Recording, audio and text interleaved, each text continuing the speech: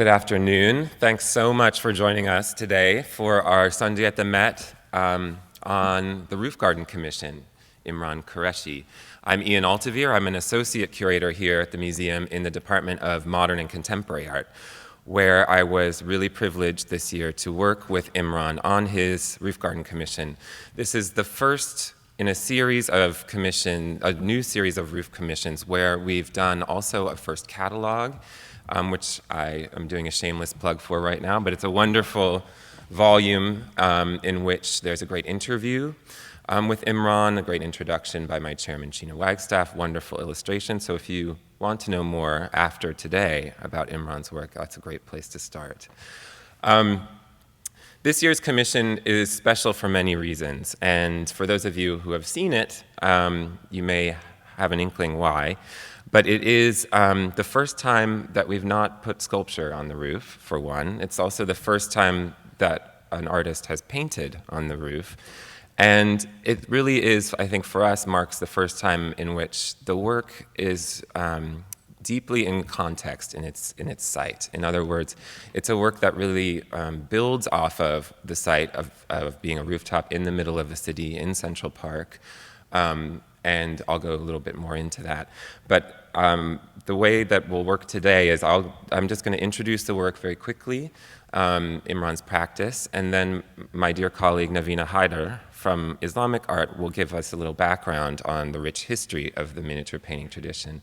And then the three of us will have a little discussion, which I hope, and in the past our discussions have been very fruitful, so I look forward to another one. Imran's work, which is called "And How Many Rains Must Fall Before the Stains Are Washed Clean," was made over the course of about 8 days at the end of April and early May this year.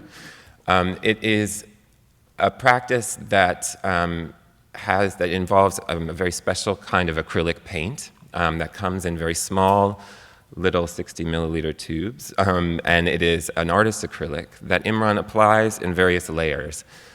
Here he is at work in early May, and what he does first is spread a sort of splash, dilute the pigment, dilute the paint, splash it down on the roof, and then that layer is allowed to dry. And then he goes back on top of those and paints additional layers which create these rich foliate motifs that seem to come out of the stains. First a layer of red, and then you see on the right he's applying a layer of white for highlights, and then sometimes another layer, and then a final layer of splashing again. And so you have a work that is caught in a way between abstraction and figuration. It recalls for me abstract painting of the New York School, but of course also the rich tradition in which Imran was schooled, which is miniature painting. This is one of Imran's miniatures, and this is a work from 2010 called Threatened, and it's hanging here at the museum in an installation that we've done of Imran's paintings inside the museum in our modern wing. But I show this to show as well the foliate patterns on the leaves that you see there. And the installation practice that Imran does is deeply connected in a way to his painting practice, his miniature painting practice. This is a tradition that goes back many hundreds of years, and I'm showing you a real masterwork from our collection, which Navina will talk about later, but this is the Shah Jahan on horseback from the Shah Jahan album, a very wonderful group of miniature paintings and calligraphies that's held here at the museum. This is in the Mughal tradition, and this was an album done for the Mughal emperors in the 15th, 16th century. Imran went to school in Lahore, Pakistan at the National College of Arts, and this is where he learned the tradition of miniature painting.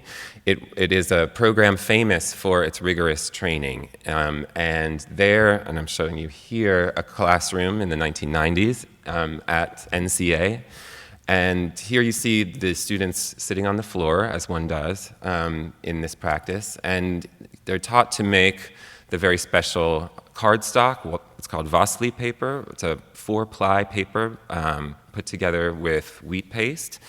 It makes a very nice stiff sheet, which is then beautifully polished with an agate stone to create a very smooth surface to accept the very fine lines that are painted on top of it. They also learn in this program how to make their own brushes out of squirrel tail fur.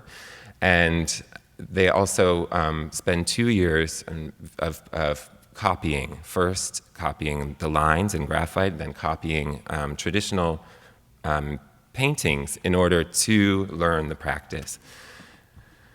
It's a school full of amazing artists, and I'm showing you images of work by some of Imran's classmates. On the right, Aisha Khalid, who is actually also Imran's wife, and on the left, Shazia Sikandar, both of whom also went to NCA. There's a great group of students who came out of this school in the 1990s, who continuously are reworking the tradition of miniature painting. So when I say reworking the tradition of miniature painting, what does this mean? And I'm showing you two images of Imran's work here on the screen. Both of these works recently entered the Met's collection, and they're both hanging in the small installation in the modern wing. On the left is how to cut the front of an artillery pantaloon, and it's a work from 2004. And on the right is a work from 2008. Now, the one on the left involves pages from a book that Imran found in a book market in Lahore, and it was a tailoring guide, an instructional manual on how to cut clothing, probably from the middle of the 20th century at some point, but it involves instructions on how to make outfits, and Imran's pointed out, and it's this whole series of works that use these pages from the tailoring manual. But through the kind of the things that the book describes how to make, artillery pantaloons, camouflage pants, or flight suits, or even burqas, there's sort of wonderful ideas about culture and about politics in a way. So Imran adds on top an image of the scissors and the camouflage, and the idea that a tailoring manual would be needed in order to teach someone how to make outfits to use during battle is kind of telling, I think. So the paper is applied as part of the Wasli making process. In other words, it is also glued on to and then becomes the surface for the painting.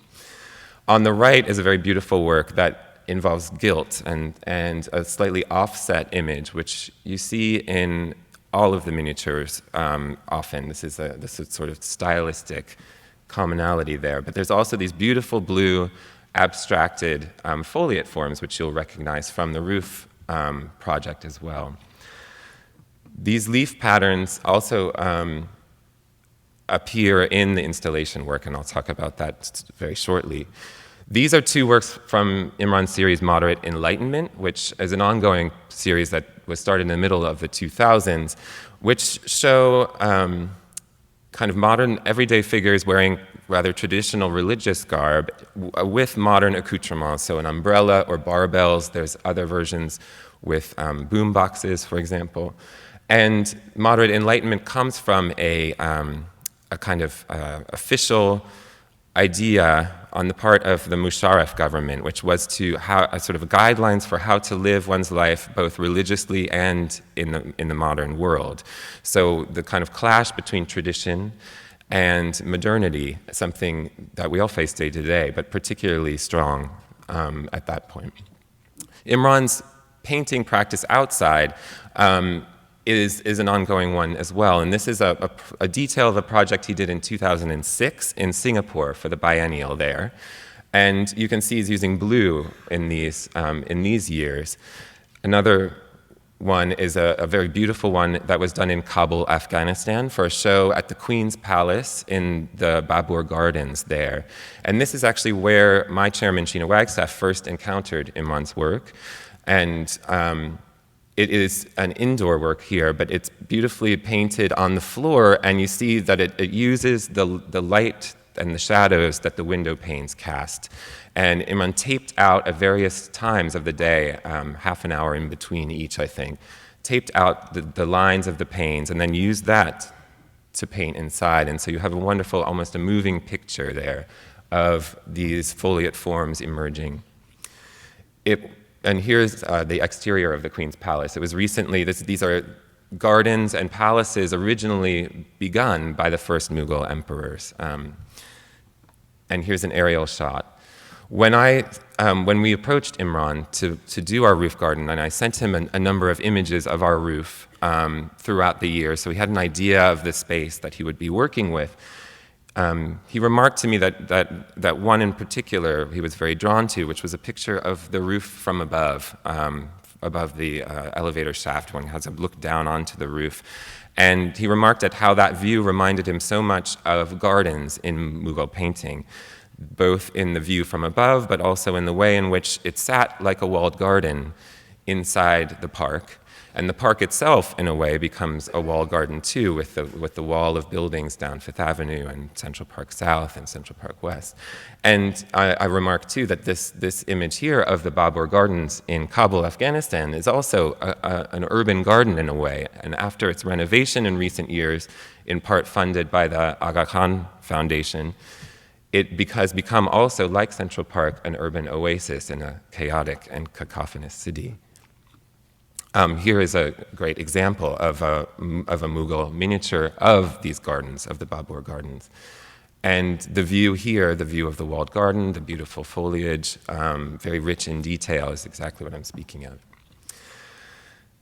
Here's an example of the view I showed Imran, and this kind of idea of a wall and a garden and another garden beyond was the context, I think, in part for the work.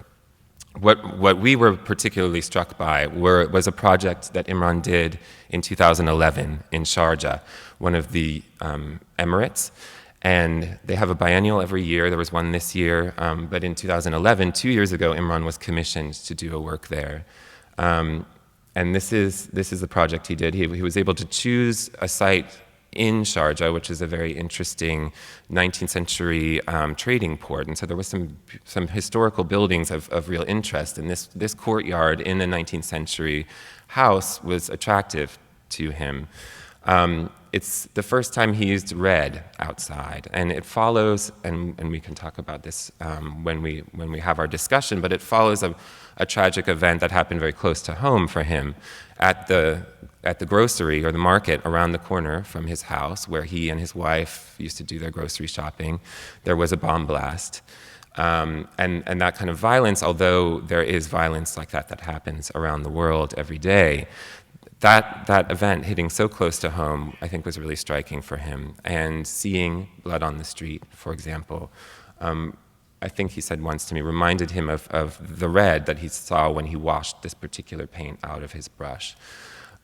So this site is where he first used red, and you see a similar practice to what was done on the roof, these splashes and stains that then have foliage forms growing out of them. And the idea that a site of violence like this, or an imaginary site of violence like this, would be also the site for the possibility of regrowth and regeneration is, I think, an extraordinarily powerful message that Imran's work gives us, that despite the stain, there is the possibility for something different. I show you another example of Imran's site-specific installation work, and this in Sydney for the Sydney Biennial last year. This was a very interesting site as well. It's called Cockatoo Island, and it was in the 19th century the site of a penal colony, where the first sort of immigrants who were shipped over, the criminals shipped over from Great Britain, were sent here. And so it's a site of transit. It's also a site of incarceration and a site of some amount of pain. And it's I think, out of that, on the kind of ruins of this boat slip and of the former jail that was there, that these things emerge.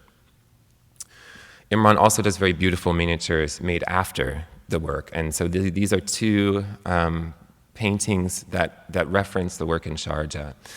And so the practice kind of continues and unfolds in many different ways.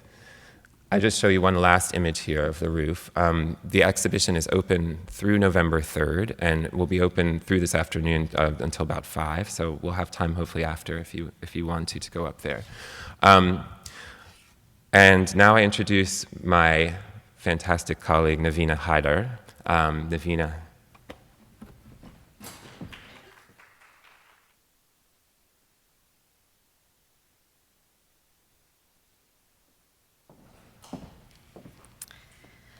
Thank you so much for that lovely introduction and for that introduction to Imran's work. I'm Navina Haidar. I'm a curator in the Islamic department. And it's a great privilege for me today to try and contextualize Imran Qureshi's work in the long and wonderful tradition of miniature painting in the subcontinent, and beyond, I should say, in Central Asia and Iran and other parts of the Islamic world. And particularly the city of Lahore, which has produced non-stop talent for almost 500 years now, and Imran is very much in that great tradition. So I will really start by trying to explain a little bit about the context of these small-scale pictures that you saw Imran had done and other artists have done. Why are they off-center a little bit? Why are they so small? What's the original context in which they were created?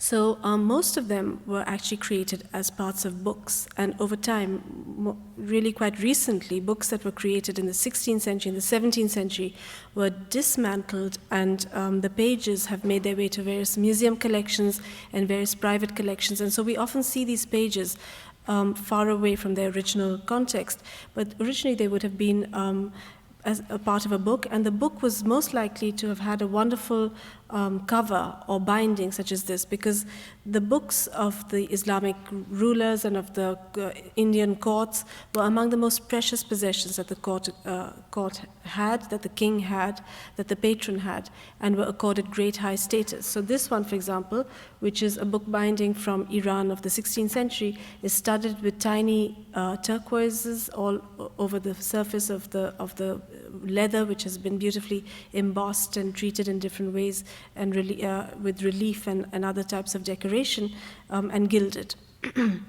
So if the outside cover of these books was so fantastic, what was within them was even greater, because the book of books for the Muslim world was, of course, the holy book, the Quran Sharif, as it's known, which is the holy book of the Muslims, as I said, divine revelation, literally the word of God, revealed in Arabic to the Prophet Muhammad, and copied down over many centuries in many different styles, and often lavishly illuminated.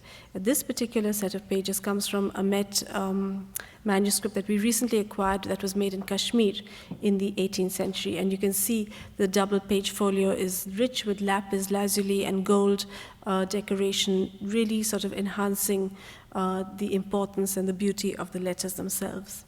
So this is really the great source of all book traditions in the Islamic world, the holy book in some sense. And going on from there, a whole variety of illustrated books, which really give you a sense of the illustrations working closely with the text, with the content being shared and expressed through the writing and through the paintings. And in fact, when you open books today, when you go to a bookshop and you open books today, you can't imagine that adult books were illustrated with pictures. We tend to think of picture books made exclusively for children today. But in fact, I think they should bring them back for adults too, because it's so wonderful to be able to have that relationship between text and image when you're actually in a book.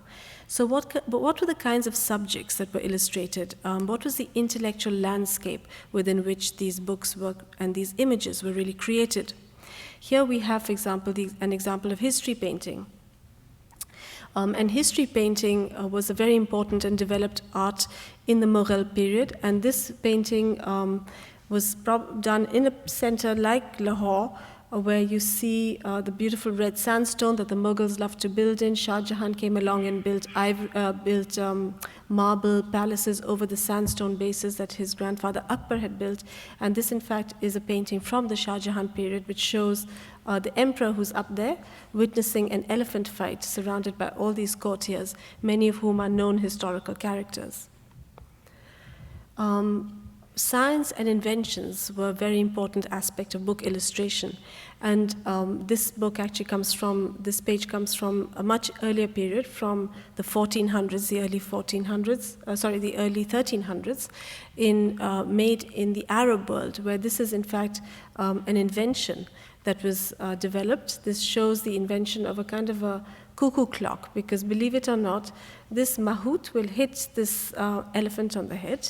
That will activate the serpent, the serpent will activate this figure, and somehow the cuckoo will pop out and tell you what time it is. And these incredible inventions were actually drawn out and developed through illustrations and explained through illustrations. So the illustrations were very helpful to the person who was actually going to build this incredible thing. Much of the heart and soul of the book illustration and the painting tradition in India, in the wider world, in the Middle East, was related to mystical stories and the whole genre of Sufi literature that developed in the Islamic world. And we at the Met, we have wonderful paintings from a manuscript that illustrates the poems of Amir Khusro Dehlavi, who was a great poet of medieval India and wrote, he was a father of Persian and Urdu and Hindi literature, and produced wonderful ideas in his poetry. And one of them, this painting, which is actually in the galleries right now, in the Islamic galleries, shows the meeting of a prince. It's a very strange story. He goes to sleep every night. He's Behram Gur, a great hero of Persian literature. He goes to sleep every night, and in his dreams, he meets a fairy princess, and she takes him into her walled garden, a bit like the walled garden we've been talking about. And there he is entertained by all of her attendants, music, food, and all these wonderful angels, including one up in the night sky, brings him delicacies and things to enjoy. His attendants are sleeping outside. You see, it's nighttime, so they're all sleeping. But then, when he wakes up every morning, he realizes it's a dream. And the question is really, where do your true experiences lie? Do they lie in this dream world, or do they lie in the world that we live in when we're awake? So this is a kind of exploration by both the poet and the artist. But one of the things I thought I would do is to show you how technically extraordinary the artists in Lahore, that painting was probably made in Lahore in the late 16th century. The extraordinary technique that had been mastered in Lahore by the artists working for the Mughal court is demonstrated when I took that little angel that you saw up in the sky. So now, mind you, the painting itself is about the size of a sheet of paper, and this angel is about 2 inches wide, and I've magnified her hundreds and thousands of times on the screen. And now you can see, she can stand up to any degree of magnification, and so fine is the delineation of the hair on the angel's head that you can actually see the shape of her skull through that hair. And you can actually see that her body is covered with tiny feathers, which gives it a kind of fuzzy outline. And if you look carefully at the moon, you can see the tiniest little moonbeams coming off it right here. So the technical finesse is extraordinary in these paintings. Another detail from the same painting, you see that there's a perfectly well understood Persian water wheel. The matkas, the sort of earthenware pots, go round a wheel.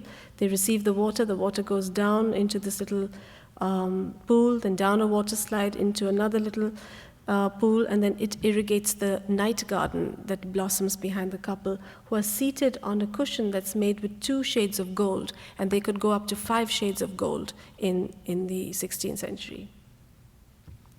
Other sorts of images that were produced on paper were symbols of power. This, for example, is a signature of the Ottoman Sultan Suleiman the Magnificent, and it's a brilliant piece of design.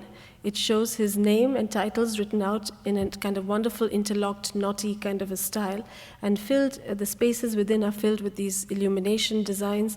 Particularly, you can make out a kind of spiral, sort of aspect to the whole decoration. Ian already showed this fantastic picture. This shows Shah Jahan, the builder of the Taj Mahal, is one of the great imperial images that was produced in the Mughal period. Legends and epics were often illustrated. This, for example, shows Alexander the Great, who was believed to be a very good Muslim by the Muslims, well incorporated into Islamic literature. He fought off all sorts of enemies, and according to this particular illustration, one of the techniques he used was Chinese technology. He basically built a magic pavilion, on top of which was a little mirror, which he had learned about from China. And that mirror reflected in tiny, tiny terms. You can see little ships delineated in the mirror, which gave him a long view of where the enemy's ships were. And with this, he was able to escape and make way. And there you have the magic mirror up there. And if you notice that the walls of this Chinese pavilion are actually made in Indian sandstone. So it's all very much to do with what the artist was seeing around him, as well as these ideas that he was trying to illustrate. Adventure and magic were hugely represented, obviously, in the arts of painting and in the text. And these extraordinary large folios, one of which is on display in the Islamic galleries at the moment, come from a text known as the Hamza Nama, which is the adventures of the Prophet Muhammad's uncle. This is quite a rare text. It wasn't illustrated very often, but in the Mughal period, it was illustrated on a large scale very early in the reign of Emperor Akbar. And just apart from all these extraordinary characters and these meeting scenes, there are sort of little compositions within the larger composition. And I love to show these weapons that are hanging in the background there. Sometimes I have children come and try to count the amount of daggers, swords, and arrows, and it's actually optically quite difficult to figure out how many exactly there are. So it's just a joy to discover how many hidden texts and secrets lie within each larger miniature, and how many mini compositions there are to be enjoyed within the context of each larger one. Sorry. Okay. And I guess another important thing that I should mention, because it does relate to some of the work that Imran has done, is that one of the things that really was a breakthrough in Mughal painting was the development of portraiture based on observation. This is now quite a departure from what had been practiced in the Muslim world or Muslim traditions up to that point. And here you have the Emperor Jahangir with his father-in-law, the Vizier Itmad-ud-Dawla. If any have been to Agra, you know that the Taj Mahal was made for Jahangir's father. But the baby Taj, which is one of the most spectacular inlaid mini monuments of Agra, was actually that of his father-in-law.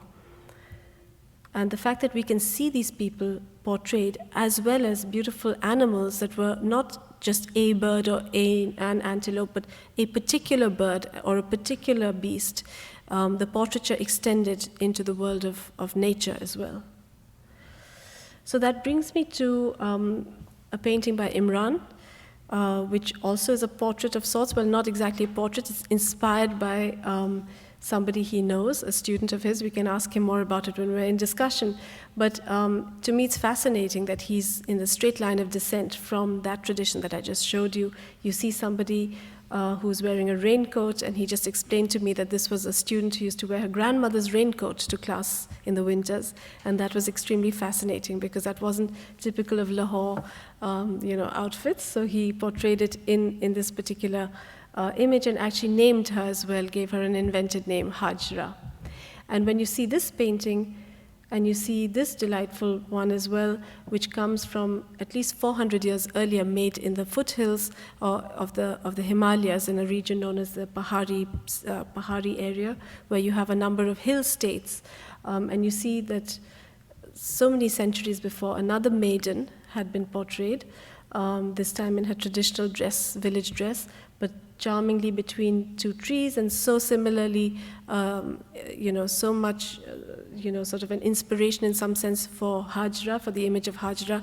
I think you can see the lines of continuity that are apparent in the miniatures that Imran Qureshi has made, and that are on show in the mezzanine gallery upstairs. So with that, I thank you, and I think we're going to be lucky to have a discussion with Imran now.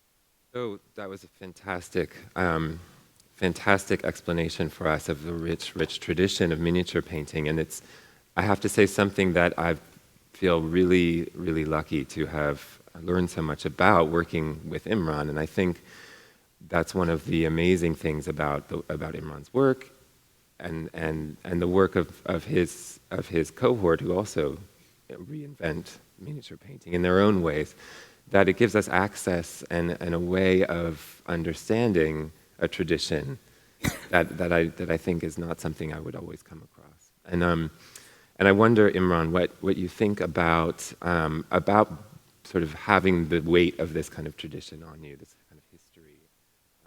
Do you feel that it's easy to kind of to redo or to make your own, or do you feel its weight? I would like to give you a little bit background about how I became an artist and a miniature painter, contemporary miniature painter. So in 1990, when I went to Lahore, so this was first time when I was introduced to miniature painting and tradition of miniature painting at the National College of Arts, who is the only institution. It was the only institution in the world at that time who was offering a 4-year degree course in miniature painting. So you didn't go specifically for that, did you? No, I didn't. So when I decided to have miniature painting as my area of specialization at NCA, National College of Arts, so I thought maybe why should I do it? I don't want to repeat myself with making traditionally, like the reproducing historical miniature paintings. And I said, if I'm going to make this decision to have miniature painting, so I will challenge its boundaries, and what will be my contribution towards this hundreds and hundreds years old tradition of painting. So I think that was the main cause that I went to this miniature painting department. And then academically, we have NCA has a very different way of teaching miniature painting, because in the beginning of your second year, third year, and first semester of fourth year, we are asked to make a certain numbers of copies, and we have to reproduce old miniatures. And the idea is to master the technique, and so that once we get we really learn the technique, then we are asked to slowly move away from that and do our own themes and ideas and concepts, but by using the same traditional technique at NCA. So I think that was quite interesting. And when I started doing my own work, even when I was a student, I think it went very organically, and it came naturally. And I started seeing things according to the way probably the miniature painters are looking at. If you see, this is the portrait of myself, but the way I have painted it, it's very different from a photographic image, or you don't see people sitting in this way. Or even if you see lots of my standing figures, the way they are standing, the posture was very different. The way I stylized them, it's not the normal way. If I actually stand like that, you will see I'm a retarded person or something. So I think, but when I transform that stylization or transfer that idea on the paper, it becomes really natural way of standing.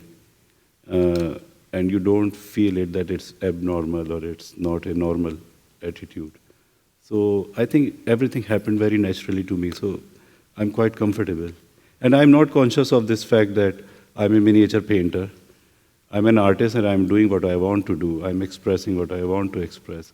And I don't know, but it connects again with this tradition, with this miniature painting, which is very natural thing. What do you feel, Imran, about the role, if you like, of a patron in your life? Because for artists in Lahore, in a traditional mode anywhere, that's a very vital part of the whole story. I mean, things were commissioned, works were commissioned, and there was a person or a patron there with whom there was a certain kind of interaction, possibly, certainly a relationship that gave rise. It was often the dynamic between the artist and the patron that gave rise to the work of art or influenced it hugely. Now, in our new contemporary times, the patron and the artist are not together in the same way. How has that affected you? Do you sometimes wish you had a book and to illustrate, and you were told illustrate verse number 400 of Amir Khusro's, particular poem? I think my teacher, Professor Bashir Ahmed, he was very traditionalist. And when I started making my own work after graduation, he was thinking that I'm destroying the tradition. And he has this idea that you cannot make a miniature painting without having a figure in it, like a human figure in it. So, and I was going against all these things. So there was a pressure on me as well that I have to fulfill his requirement. But at the same time, I was quietly doing my own thing. So, but I think it was difficult to break that idea and coming out of that pressure of fulfilling the requirement of my patron or my teacher. But I think it happened.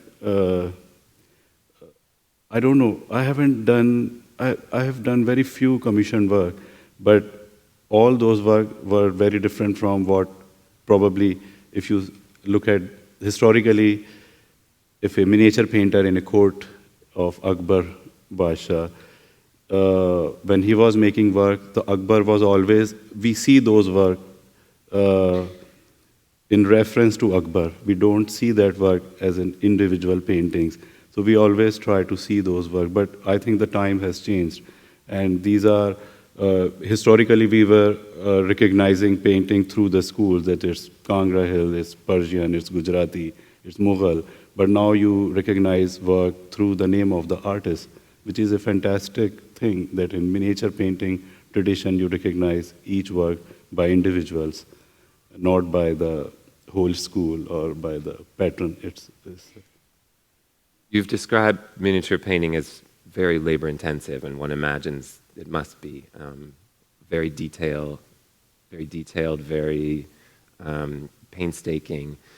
And you've said to me before, I think, that in part your installation works, like what you did on the roof garden, is a wonderful kind of counterpoint to that miniature practice. You get to work on a large scale.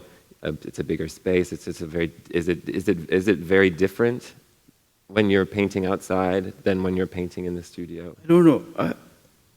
I don't take it as something I'm doing. It is very different from my miniature painting. When I'm making a miniature, a small painting, or a large-scale site-specific thing, or painting, at the end it's my work, and I'm doing what I want to do. And I think when I was a student, I was so much involved into theater as well. I was doing puppetry, I was doing skits on the stage for students' festivals, and I was interested into making music videos for television. So, and at the same time, I was making miniatures by sitting hours and hours on floor and having my paints and working quietly without taking any break. So I think it was. This is not something which is very new to me, that when I shifted first time in 2001 to a large-scale installation in India. So I think, I think that was part of my nature. It's all part of the same. Yeah. I was wondering if I could ask you about the idea of response to your work, the rooftop installation, because when we see the duality of the imagery, when we see that images of what appear to be blood splatters all over also lead into images of foliage. I know Ian explained it, and you have in other places. There's this duality of feeling of sort of extreme possible metaphors of violence as opposed to combined with metaphors of hope and regeneration. But how do you think that actually, I guess what I'm trying to say is when we think about the response, where does that leave the viewer, in your opinion? I mean, are you meant to, what kind of a feeling? Is it a strange feeling that you want to evoke in your viewer? Do you think about what they're going to be feeling or what their response might be? I ask this because emotional response to works of art is now a very big area of museum sort of study. I mean, people know that there's an intellectual response to art, and that's been the traditional way of thinking about it. And now there are all these new studies about the emotional response. And certainly your work, I think, has got an extraordinary emotional power. But what's your opinion about that? I mean, are you trying to evoke a particular feeling, or are you leaving it sort of unsaid? I think when I'm engaged with my work during the process of making that work, yes, I'm very much engaged with that work, and that's why it comes to it. But when I'm done with it and it's open for public, it's completely up to them that how they want to conceive it. And I think the best example was when I was in Sharjah, and there were people the audience were amazing, like they were from all parts of the world. There were Pakistani community who were facing bomb blast every day. Then there were Arab people, so there was this Arab Spring thing was happening at that time. And then there were people from Europe and who had this huge impact of World War II on them. So everybody was relating it with their own experiences, with their own emotion, and so many people they were connecting it with the religious ideas as well, and there were people who were connecting it with their own personal, very, very personal narratives. So I think the work had so many layers of meanings, and everybody has their own response, their own feeling to that work, that some of the people I saw that they were actually crying when they were sitting on that site. And I thought maybe I have done something wrong by making this work, but I think it happened. But I never thought of that people will respond in such way that it was so much open, and they were like responding very amazingly. So, and that was not my intention when I was making it. So, yeah.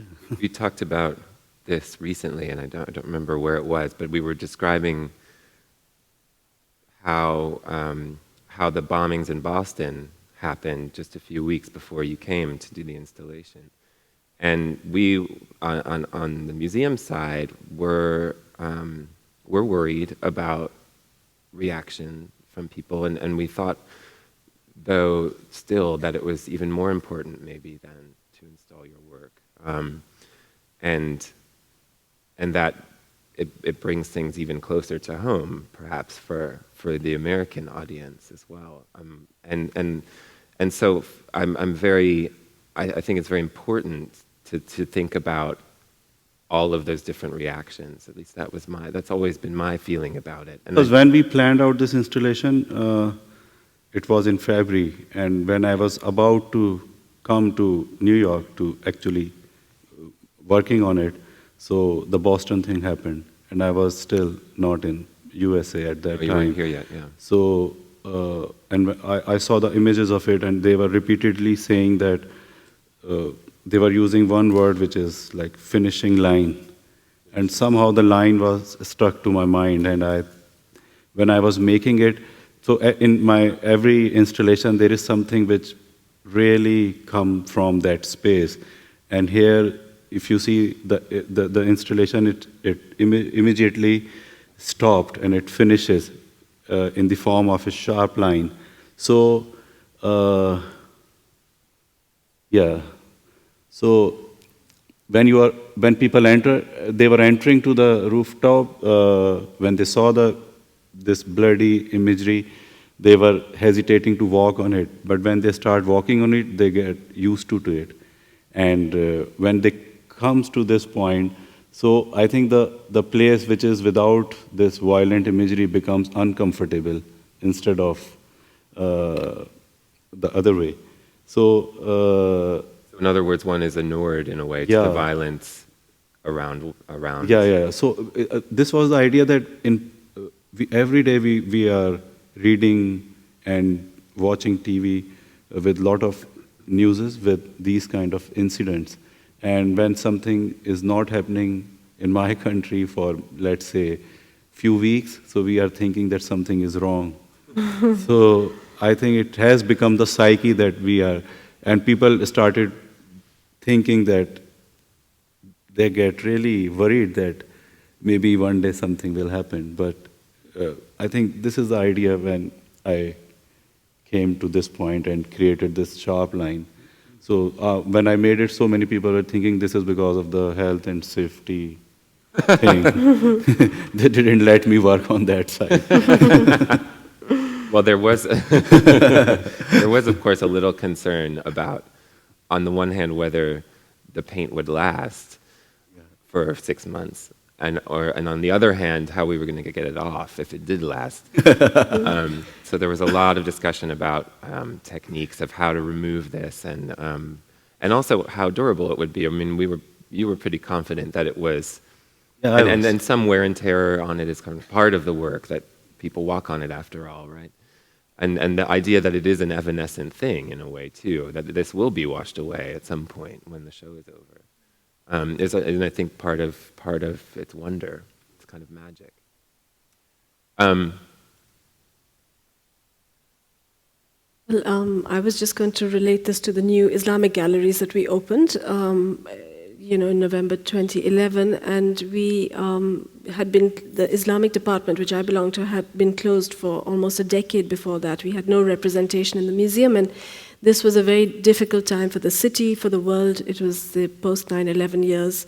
And when we opened the galleries on the actually 10th anniversary of 9/11, we didn't know what to expect in terms of an audience response, but we knew that the art itself had tremendous power and meaning, probably more so than it had at any other time, because of the context in which the audiences would be seeing this. I sort of feel the same way about your work as well, that it has an incredible power and meaning, because we're looking at it in a certain way, even if it's on top of a rooftop miles away from Lahore.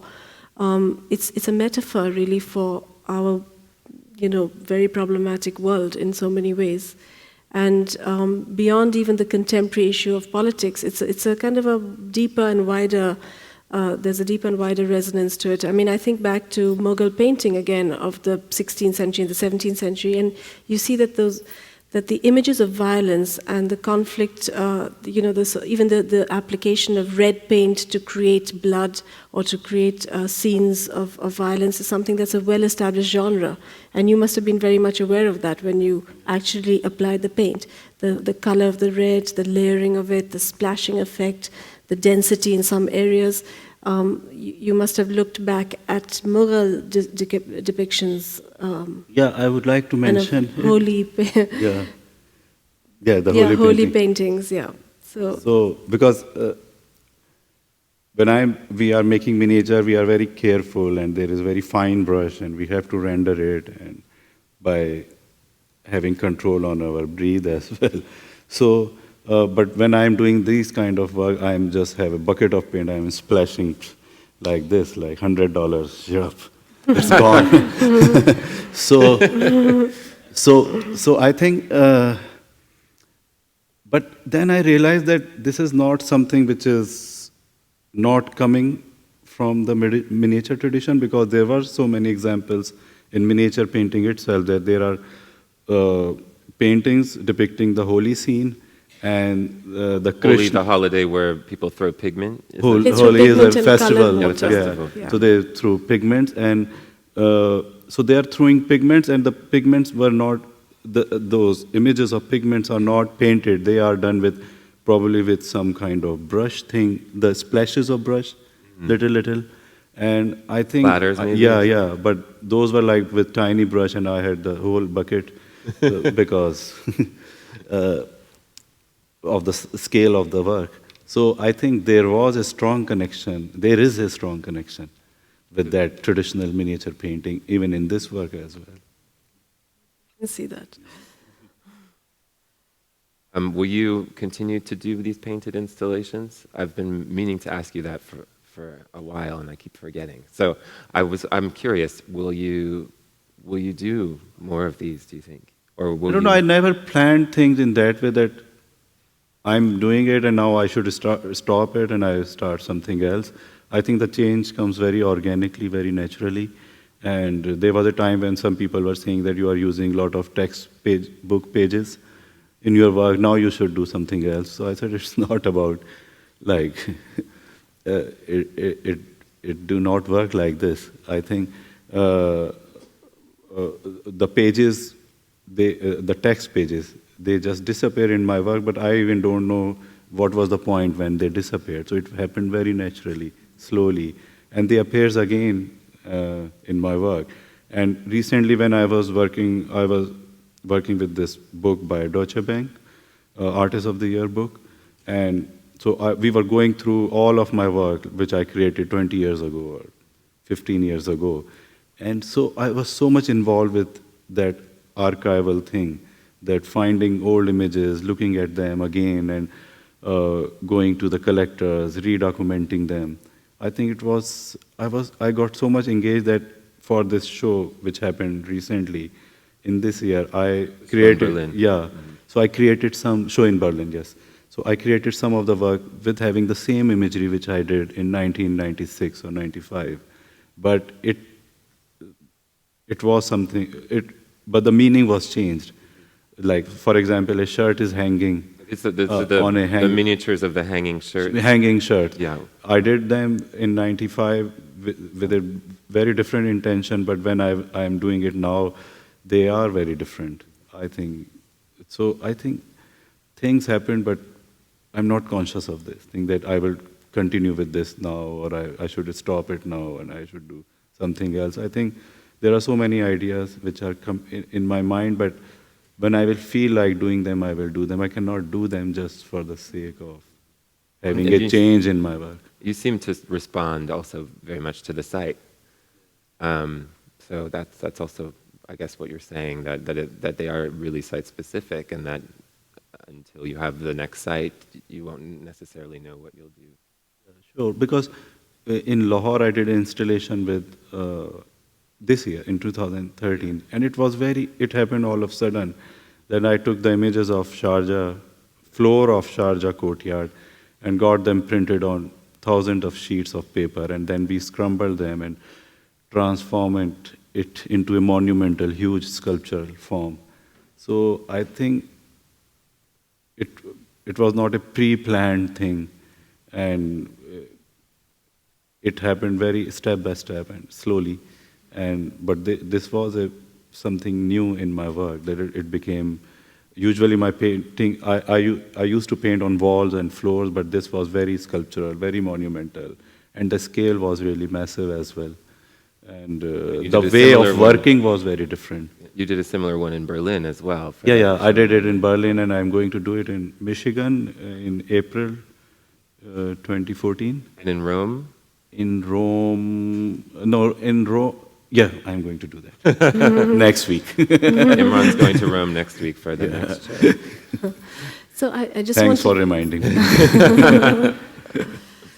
I had a quick question about the nature of some of the miniatures, because some of them are finished images, like the one I showed, but then some of the ones that Ian showed actually take you to a place where the image isn't actually finally in a very complete state, in some sense, that there are unresolved areas and so on. And that's actually quite a contrast from the other sorts of miniatures that you do, and also takes you into this whole idea of the making or the unmaking of a book or a complete work of art. Is that something that was on your mind when you were actually creating those ones? I think I was always, when we were making miniature, there were so many interesting things happening. Yeah, maybe this image. There were so many things happening in the work, even when we were making a traditional miniature painting, reproducing it. So we were checking our liners for making beautiful border lines, but we were checking them, testing them at the edge of the paper. Then we were testing different colors at the side, and we were try to do the sketch at the corner. But at the end, we were supposed to hide everything, and so that the painting should look beautiful. So I decided I was more interested into the process of making a miniature painting instead of hiding everything and showing just the beautiful side of it. So if you see these brown tapes, they are part of the paper which we make for miniature painting. It's called Vasli paper.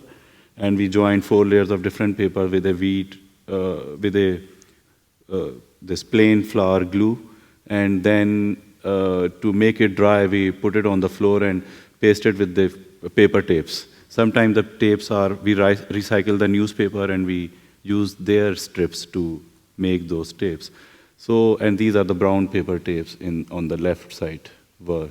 So they became part of my work, the whole process, the testing of lines. If you see the gold one, there are blue lines on at the top of the foliage.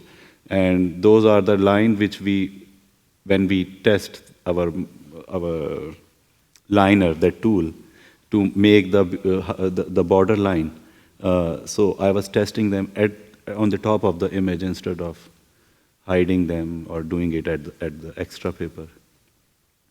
It really releases a kind of energy on the page, though, when it's when you approach it like that, as opposed to this kind of impeccable thing that was presented to the Sultan or the Badshah. Yeah, so, and I have been dealing with this idea of life and destruction of life for a long time, and even I think this is why that I love making very carefully painted images. Then I make them together with very roughly making ugly or the violent things at the same time.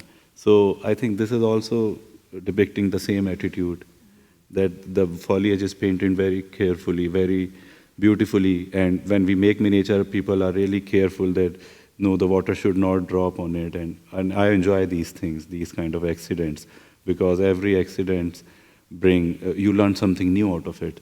So I never bothered that if something happened to my work. I will give you an example. When I was doing my thesis project, and it was like I call it the dream, and then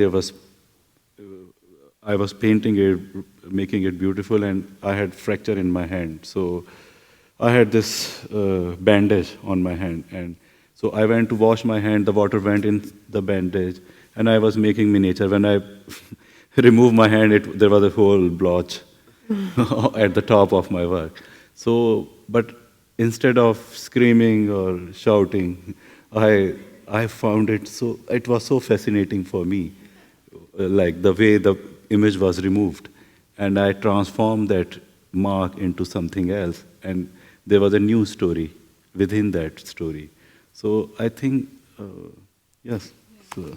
Well, I think it's wonderful that you show that you can masterfully complete and, create something that's completely technically powerful and strong and, accomplished, and then undo it at the same time, because what's happening in the kind of South Asian scene of training artists and schools and so on, it's a big question about how are they being trained, are they really...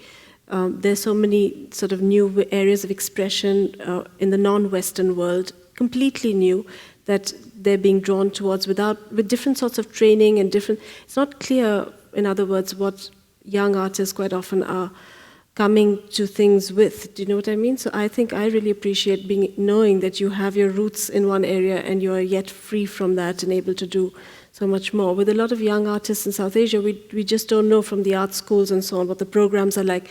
Lahore College of Arts is such an incredible success story in that way, in that you have a rigorous training program and traditional teachers like your professor, and then the freedom of expression that's possible beyond that training. That's a great place to end. And Imran, thanks so much for joining us. It's been so great to have you back in town. I'm sad to see you leave tomorrow, but I think you've really given us something so extraordinary, and we're so very grateful. I want to remind everyone that the roof is open through November 3rd, and Imran's show of his miniature paintings is open all the way through February in our galleries for modern art. And of course, the stunning Islamic galleries are always there now, and an incredible resource for learning about these incredibly rich traditions. And I encourage all of you to spend much time in there. It's been wonderful for me to learn about things I had no idea about, and I was able to do that through the galleries, and I think it's a real accomplishment. So again, thanks, Imran, and thanks for joining us. Thank you so much. Thanks you all for everything.